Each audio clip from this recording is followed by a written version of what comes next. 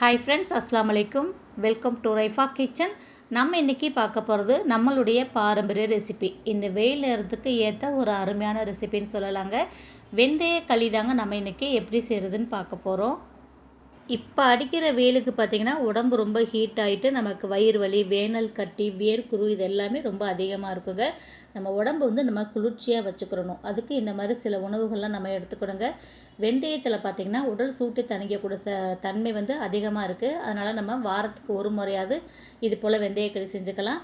வாங்க அதை நம்ம எப்படி செய்கிறதுன்னு பார்த்துடலாம். வீடியோவை ஸ்கிப் பண்ணாமல் பாருங்கள். அப்படியே நம்ம சேனலுக்கு இப்போ தான் ஃபஸ்ட் டைமாக வந்திருக்கிறீங்கன்னா நம்ம சேனலையும் சப்ஸ்கிரைப் பண்ணிட்டு வந்துடுங்க. வாங்க இப்போ வீடியோக்குள்ளே போகலாம்.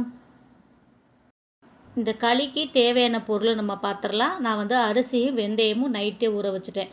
குறைஞ்சது 4 மணி நேரம் 5 மணி நேரம் ஊறினா தான் நமக்கு அரைக்கிறதுக்கு ஈஸியாக இருக்கும். நான் காலையில் களி செய்ய போகிறதுனால நைட்டே ரெண்டையுமே ஊற வச்சுட்டேங்க. ஒரு ஆளாக்கு பார்த்திங்கன்னா நான் இட்லி அரிசி எடுத்திருக்கேன். நீங்கள் இட்லி அரிசி, புழுங்கல் அரிசி, பச்சரிசி உங்களுக்கு எது பிடிக்குமோ அதை நீங்கள் எடுத்துக்கலாம். 50 கிராம் அளவுக்கு வெந்தயம் எடுத்திருக்கேன். இது ரெண்டையுமே நல்லா கழுவிட்டு தண்ணி ஊற்றி ஊற வச்சுருங்க. இந்த தண்ணியை வச்சே நம்ம அரைச்சிக்கலாம், தண்ணியை வேஸ்ட் பண்ண வேணாம். இதுக்கு பார்த்திங்கன்னா நான் 300 கிராம் அளவுக்கு கருப்பட்டி எடுத்திருக்கேன். இன்னும் இனிப்பு வேணுன்றவங்க நீங்கள் 400 கிராம் அளவுக்கு கூட சேர்க்கலாம். கரெக்டாக போதும்னு நினச்சிங்கன்னா 300 கிராம் கரெக்டாக இருக்கும். இப்போ கருப்பட்டியை தட்டிட்டு ஒரு டம்ளர் தண்ணி ஊற்றி வச்சிடலாம், அது கரைஞ்சி வரட்டும். இப்போ நம்ம வெந்தயத்தை மிக்ஸி ஜாரில் சேர்த்து அரைச்சிக்கலாம். உளுந்து எப்படி அரைப்போமோ அதே மாதிரியே தண்ணி தெளித்து வெந்தயத்தை அரைச்சிக்கோங்க. நல்லா நைஸாக அரைச்சிக்கோங்க. வெந்தயம் அரைக்க பார்த்திங்கன்னா நல்லா பஞ்சு போல் பந்து மாதிரி சூப்பராக வரும். இப்போ உங்களுக்கு நான் அரைச்சி காமிக்கிறேன் பாருங்கள். இப்போ பாருங்கள் நல்லா நைஸாக அரைப்பட்டுருச்சு. இதில் நம்ம தண்ணி தெளித்து அரைச்சோன்னா நல்லா பொங்கி வரும். லைட்டாக தண்ணி ஊற்றி இதை நம்ம அரைச்சி எடுத்துக்கிறலாம்.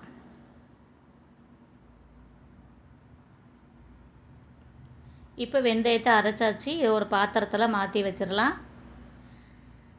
நமக்கு கரைக்கிறதுக்கு தோதான கிண்ணத்தில் எடுத்துக்கோங்க. நான் ஃபஸ்ட்டு எடுக்கும்போது சின்ன கிண்ணத்தில் எடுத்துட்டேன். இந்த பவுல் எனக்கு பத்தலை. மறுபடியும் நான் வேறு பவுலுக்கு மாற்றி வச்சுருக்கிறேன். நீங்கள் நல்லா பெரிய பாத்திரமாகவே எடுத்துக்கோங்க. மாவு கரைக்கிற அளவுக்கு எடுத்துக்கோங்க. இப்போ வெந்தயத்தை அரைச்சி எடுத்தாச்சு. அதே மிக்ஸி ஜார்லேயே அரிசி சேர்த்து அரைச்சிக்கோங்க. அரிசியை நான் 2 டைமாக அரைச்சிக்க போகிறேன். அரிசியுமே நல்லா நைஸாக அரைக்கணும். நீங்கள் கிரைண்டரில் அரைக்கிறதா ஃபஸ்ட்டு வெந்தயத்தை போட்டு ஒரு 5 நிமிஷம் நல்லா ஓட விட்டதுக்கப்புறம் அது கூடவே நீங்கள் அரிசியை சேர்த்து அரைச்சிக்கிறலாம். இப்போது அரைச்ச வெந்தயம், அரிசி எல்லாத்தையும் ஒரு அகலமான பாத்திரத்தில் சேர்த்தாச்சு. மிக்ஸி ஜார்லாம் தண்ணி சேர்த்து இதில் சேர்த்துக்கோங்க. தண்ணி தாராளமாக வச்சு கரைச்சிக்கோங்க. அப்போ தான் நமக்கு வேக வைக்கும்போது கரெக்டாக இருக்கும். ரொம்ப கெட்டியாக இருந்தால் நமக்கு கிண்டவும் முடியாது, மாவு வேகவும் செய்யாது. இப்போ கொஞ்சமாக உப்பு சேர்த்துக்கோங்க. அப்போ தான் இனிப்பு தூக்கலாக தெரியும். இது போல் ஃபஸ்ட்டு விஸ்கு வச்சு நல்லா கலந்து விட்டுக்கோங்க. அதுக்கப்புறம் நல்லா கை போட்டு நல்லா கரைச்சிடுங்க. ஏன்னா வெந்தயமும் அரிசியும் நல்லா மிக்ஸ் ஆகி வரணும் இல்லையா. ரெண்டும் நம்ம தனித்தனியாக அரைச்சிருக்கோம். கட்டி இல்லாமல் ரெண்டையும் சேர்த்து நல்லா கரைச்சி எடுக்கணுங்க. நல்லா தண்ணியாக இது போல் கரைச்சிக்கோங்க. நம்ம தோசை மாவுலாம் எப்படி கரைப்போம் அந்த அளவுக்கு கரைச்சோன்னா கரெக்டாக இருக்கும். இப்போ நான் விஸ்கு வச்சு கலந்துட்டு கையும் போட்டு நல்லா கலந்து கட்டி இல்லாமல் உடச்சி எடுத்துட்டேன். இப்போ இது கூட தேவையான அளவுக்கு நம்ம தண்ணியை சேர்த்து நல்லா கரைச்சி ரெடி பண்ணி வச்சுக்கிறலாம். இப்போது மாவை கரெக்டான பதத்தில் நம்ம கரைச்சி ரெடி பண்ணி வச்சுட்டோம். அடுத்தது கருப்பட்டியை காய்ச்சி எடுத்துக்கிறலாம்.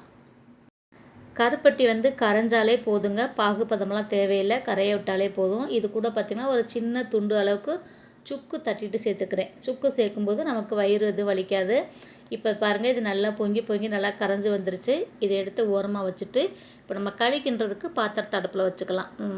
பாத்திரம் பார்த்திங்கன்னா நல்லா கனமான பாத்திரமாக இருக்கணும், அகலமான பாத்திரமாக இருக்கணும். அப்போ தான் நமக்கு கிண்டுறதுக்கும் ஈஸியாக இருக்கும். ரொம்ப அடிப்பிடிக்காமல் இருக்கிறதுக்கும் நம்ம கரெக்டாக இருக்கும். இப்போ இந்த பாத்திரத்தில் 1 டம்ளர் அளவுக்கு தண்ணி சேர்த்துக்கோங்க.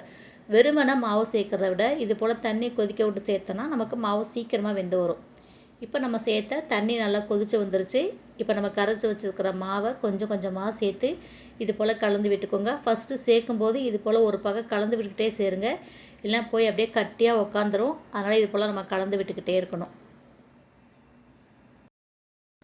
நல்லா ஒரு கொதி வந்ததுக்கப்புறம் அடுப்பை சிம்மில் வச்சுக்கோங்க.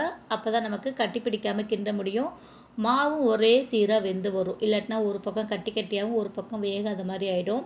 இப்போ அடுப்பை சிம்மிலே வச்சுட்டு இது போல் நல்லா ஒரு மரக்கரண்டி வச்சு கலந்து விட்டுக்கோங்க. உங்கள்கிட்ட மரக்கரண்டி இல்லாட்டினா நம்ம பருப்பு கடையிற மத்து இருக்கு இல்லையா, அதில் அந்த குச்சியை வச்சு கலந்து விட்டிங்கனாலும் கரெக்டாக இருக்கும். இப்போ இது போல் நல்லா கலந்து விடுங்க. அடுப்பு மிதமான தீயிலே இருக்கணும். நமக்கு மாவு வெந்துருச்சுனாலும் நமக்கு பக்குவம் தெரியும். நல்லா களி மாதிரி வருது பார்த்திங்களா, இந்த மாதிரி வரணும். நல்லா தண்ணி வச்சோன்னா தான் மாவு நல்லா நின்று வெந்து வரும். கட்டியாக வச்சிட்டிங்கன்னா மாவு வேகாமலே இறுகி போயிடும். அதனால் நல்லா தண்ணி வச்சு நல்லா போல் வேக விட்டிங்கன்னா நல்லா மாவு வெந்து வருங்க. இது போல் ஓரங்கள்லாம் நல்லா வலிச்சு விட்டுட்டு கலந்து விட்டுக்கோங்க. இப்போ நமக்கு மாவு முக்கால்வாசி பதம் வந்துருச்சு. அடுப்பு சிம்மில் தான் வச்சுருக்கேன். மறுபடியும் நல்லா ஒரு டைம் நல்லா கலந்து விட்டுக்கலாம். நீங்கள் கையில் தண்ணி தொட்டுட்டு மாவை தொட்டு பாருங்கள். மாவு நல்லா ஒட்டாமல் இருந்துச்சுன்னா நமக்கு கரெக்டான பதத்தில் மாவு வெந்திருக்குன்னு அர்த்தம். மாவு வெந்ததுக்கு அப்புறம் தான் நம்ம இந்த கருப்பட்டி பாலை வந்து அதில் சேர்க்கணும். இப்போ பாருங்கள், மாவு நல்லா வெந்துருச்சு. ஸ்டவ்வை நல்லா சிம்மில் வச்சுக்கோங்க. இல்லாட்டினா ஸ்டவ்வை ஆஃப் பண்ணிவிட்டு நீங்கள் இறக்கிட்டு கூட கீழே வச்சுக்கோங்க. இப்போ நம்ம கருப்பட்டி கரைசலை இதில் சேர்த்துடலாம். கருப்பட்டி பிடிக்காதுன்றவங்க நீங்கள் வெல்லம் சேர்த்துக்கலாம். ரெண்டுமே நல்லா டேஸ்ட்டு கொடுக்குங்க. இப்போ நம்ம சுக்கு சேர்த்துருக்கோம். கருப்பட்டியில் கல் மண் இருந்தாலும் எடுக்கணும் இல்லையா, அதனால் அப்படி வடிகட்டியாச்சு. இப்போ நம்ம ஏற்கனவே வெந்த மாவு தான், ஆனால் இந்த கருப்பட்டி பாகும் இந்த மாவும் சேர்ந்து மறுபடியும் நமக்கு களி பதத்துக்கு வெந்து வரணுங்க. அப்போ தான் அந்த வெல்லம் கருப்பட்டி பாகும் இந்த மாவும் மிக்ஸ் பண்ணி வரும்போது தான் அந்த டேஸ்ட் நமக்கு கிடைக்கும். ரெண்டும் தனித்தனியாக இருந்தால் நமக்கு தனியாக போட்டு சாப்பிட்ட மாதிரி ஆகிடும். அதனால் மறுபடியும் இதை நம்ம வேக வைக்கணும். அடுப்பு எரிஞ்சிக்கிட்டே இருந்தால் உங்களுக்கு கஷ்டமாக இருக்குன்னா நீங்கள் ஆஃப் பண்ணிவிட்டு செய்யலாம். நான் வந்து நல்லா சிம்மில் வச்சுட்டேன். ஃபுல் சிம்மில் வச்சுட்டு இதை நல்லா கலந்து விட்டுட்டு தான் லைட்டாக அடுப்பை வந்து ஏற்றி விடுவேன். இப்போ நம்ம ஓரங்களில் இருக்கிற மாவு எல்லாத்தையும் நல்லா வலிச்சு விட்டுட்டு இந்த விஸ்கு வச்சு நல்லா கலந்திங்கன்னா உங்களுக்கு ஈஸியாக கலக்கிறதுக்கு நல்லா வருங்க. இந்த மாதிரி ஒரு 5 நிமிஷத்துக்கு நல்லா கலந்து விட்டுக்கிட்டே இருங்க. மாவு கட்டி இல்லாமல் கருப்பட்டி மாவு நல்லா மிக்ஸ் ஆகி வரும். நல்லா வந்ததுக்கு அப்புறமா நம்ம வந்து ஸ்டவ்வை வந்து கொஞ்சம் லைட்டாக ஏற்றி விட்டுட்டு அந்த மரக்கரண்டி வச்சுருந்தோம் இல்லையா, அதை வச்சு நல்லா கலந்து விட்டுட்டே இருக்கணுங்க. அப்போ தான் வந்து உங்களுக்கு களி நல்லா ஒன்று போல் நல்லா திரண்டு வரும். இப்போ நம்ம கட்டி இல்லாமல் இதை வந்து கலந்து எடுத்துட்டோம். இப்போ நம்ம மரக்கரண்டி வச்சு கலந்து விட்டுறலாம். இப்போ ஸ்டவ்வை லைட்டாக நான் ஏற்றி விட்டுட்டேன். ஏற்றி விட்டுட்டு இப்போ நம்ம நல்லா கலந்து விட்டுட்டு வேக விட்டுறலாம். இப்போ இந்த கருப்பட்டி கூட சேர்ந்து வேகும்போது பார்த்திங்கன்னா இப்போ தான் நமக்கு வெந்தயத்தோட மனமே நல்லா சூப்பராக வருங்க. நம்ம இனிப்பு உப்புலாம் சேர்த்ததுக்கப்புறம் தான் அந்த வாசனையே நமக்கு தெரியும். இப்போது அது போல் நல்லா அடிப்பிடிக்காமல் நல்லா அப்படி கலந்து விட்டுக்கிட்டே இருங்க. நல்ல மணமாக இருக்கும். வெந்தயம் வந்து சிறு கசப்பு இருக்குங்க. நம்ம அரிசி சேர்த்துருக்கனால அந்தளவுக்கு கசப்பு தெரியாது. இந்த மாதிரி இனிப்பு சேர்த்து கொடுக்கும்போது பிள்ளைங்க வந்து நல்லா சாப்பிடுவாங்க. இது உடம்புக்கு ரொம்ப ரொம்ப நல்லதுங்க.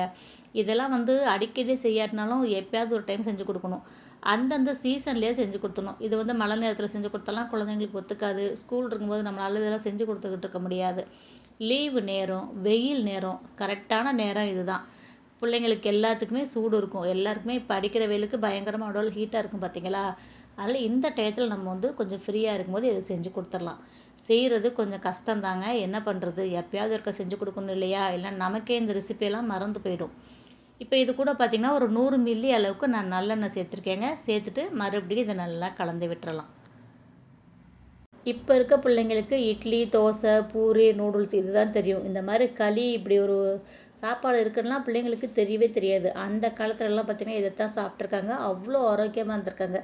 அந்தந்த சீசனுக்கு தகுந்த மாதிரிக்கு களி, கூழ் இந்த மாதிரிலாம் செஞ்சு சாப்பிட போய் தான் அவங்க உடம்பு வந்து நல்லா சீராக பக்குவமாக இருந்திருக்கு. இப்போ நமக்கு சாப்பாட்டு முறையே சீராக இல்லாதனால தான் நிறைய நோய்கள் நமக்கு ரொம்ப இருக்குது. அதனால் அப்பப்போ நம்மளால் முடிஞ்ச நேரத்தில் நமக்கு லீவு கிடைக்கும் போது, டைம் கிடைக்கும் போது அப்பப்போ இந்த மாதிரி ஏதாவது நல்ல ஹெல்த்தியான சாப்பாடும் நம்ம பிள்ளைங்களுக்கு செஞ்சு கொடுக்கணும். நம்ம சேர்த்த நல்லெண்ணெய் எல்லாம் பார்த்திங்கன்னா அப்படியே களிக்குள்ளே நல்லா இழுத்துருச்சு பார்த்திங்களா. இழுத்து நல்லா பொங்கி வந்திருக்கு பாருங்கள். இதுதான் கரெக்டான பதங்க. அப்படியே நல்லா கலந்து விட்டுட்டு ஸ்டவ்வை ஆஃப் பண்ணிடுங்க. ஓரங்கள்லாம் நல்லா வலிச்சு விட்டுட்டு ஸ்டவ்வை ஆஃப் பண்ணி ஒரு 10 நிமிஷம் மூடி போட்டு வச்சுட்டு அதுக்கப்புறம் நம்ம எடுத்து பார்த்தோன்னா சூப்பரான களி ரெடிங்க. இது கொதிக்க கொதிக்க சாப்பிடவும் நல்லாயிருக்கும். நல்லா ஆற வச்சு சாப்பிட்டிங்கனாலுமே சூப்பராக இருக்குங்க. இப்போ நம்ம மூடி வச்சிடலாம். கருப்பட்டி, வெல்லம் எதுவுமே இல்லைன்னாலும் நீங்கள் சும்மாவே இது போல் வேக வச்சு எடுத்துகிட்டு லாஸ்ட்டாக நல்லெண்ணெய் ஊற்றி மேலே சீனி போட்டு வெள்ளை சக்கரை போட்டு கொடுத்தீங்கனாலுமே சூப்பராக இருக்குங்க. இப்போ நமக்கு பாருங்கள் அப்படியே அல்வா மாதிரி நமக்கு களி ரெடி ஆயிடுச்சு. நான் எங்கள் ரைஃபாக்கெலாம் பார்த்தீங்கன்னா இது அல்வான்னு சொல்லி தான் கொடுத்துருக்கேன். அது மாதிரி நீங்களும் உங்கள் பிள்ளைங்களுக்கு ஏதாவது ஒன்று சொல்லி கொடுத்து சாப்பிட வைங்க. அவ்வளோதாங்க நம்மளுடைய பாரம்பரிய ரெசிபி வெந்தயக்களி. இந்த வெயில் நேரத்துக்கு ரொம்ப சூப்பராக இருக்கும். கண்டிப்பாக நீங்களும் இதே மாதிரி செஞ்சு பாருங்கள். செஞ்சு பார்த்துட்டு எப்படி இருக்குன்னு சொல்லுங்கள். வீடியோ பிடிச்சிருந்துச்சுன்னா லைக் பண்ணிவிட்டு நிறையா ஷேர் பண்ணிவிடுங்க. நீங்கள் லைக் பண்ணி கமெண்ட் பண்ணுற மாதிரி இப்போ கமெண்ட் பாக்ஸில் ஹைப்னு ஒரு ஆப்ஷன் கொடுத்துருக்காங்க. வீடியோ பிடிச்சிருந்துச்சுன்னா வீடியோக்கான ஹைப்பே மறக்காமல் கொடுத்துருங்க. சேனலை சப்ஸ்கிரைப் பண்ணாமல் பார்த்துக்கிட்டு இருந்தீங்கன்னா அப்படியே சப்ஸ்கிரைப் பண்ணிவிடுங்க. இன்ஷா அல்லாஹ் இன்னொரு வீடியோவில் பார்க்கலாம். Bye friends. அஸ்ஸலாமு அலைக்கும்.